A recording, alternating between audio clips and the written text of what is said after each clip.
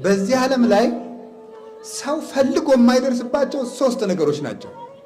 እንዳትፈልጓቸው ስሩ። ዝም ብላችሁ ብታገኙትም አትታበዩበት፣ ተጠቀሙበት እንጂ ብታጡትም አትዘኑበት። 3ቱን ነገር አንደኛው ገንዘብ ነው።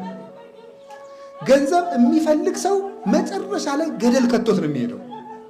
ደስታ የለውም፣ እርካታ የለውም፣ በቃኝ የለውም። ሁልጊዜ ማዘን ነው። በነገራችን ላይ በምድር ላይ ትልቁ ሐዘንተኛ ሀብታም ነው ድሃ? በምድር ላይ ትልቁ ሐዘንተኛ ሀብታም ነው ድሃ? ሀብታም ነው። እንደው አባ መቼም ይሄን ለማለት ፈልጎ ነው ብላችሁ ነው ለመደገፍ ነው? ሀብታም ነው ድሃ ነው ሐዘንተኛ? ለምን ይመስላችኋል? ሀብታም ነው ሐዘንተኛ። ስለዚህ ሰሎሞን ምን አለ መሰላችሁ?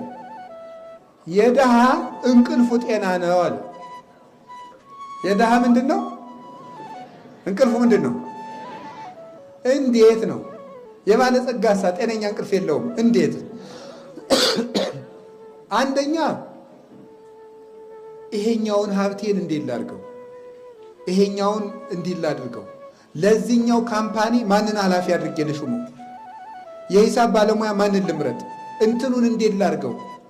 እንደገና ደግሞ እገሌ የሚባለው ነጋዴ ሰሞኑን የበለጠኝ ለምንድን ነው? ጥሩ ንግድ እየገባለት ነው፣ የእሱ ገበያ ደምቋል፣ ምን ይሻለኛል? ጭንቅ ሲቋጥር ሲፈታ ሌሊቱ ነገር።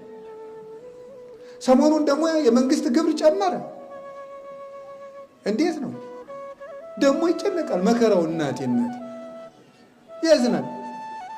ዳሳብ ባለሙያ አይመድብ፣ ማናጀር አይቀጥር፣ እንትኑን የት ልጣለው አይል፣ ኦዲት እደረጋለሁ አይል፣ ቫት ጨመረ አይል።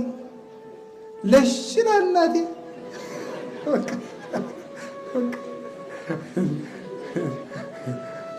ማለዳ በቃ ከች ብሎ ተነስቶ ማለት ነው።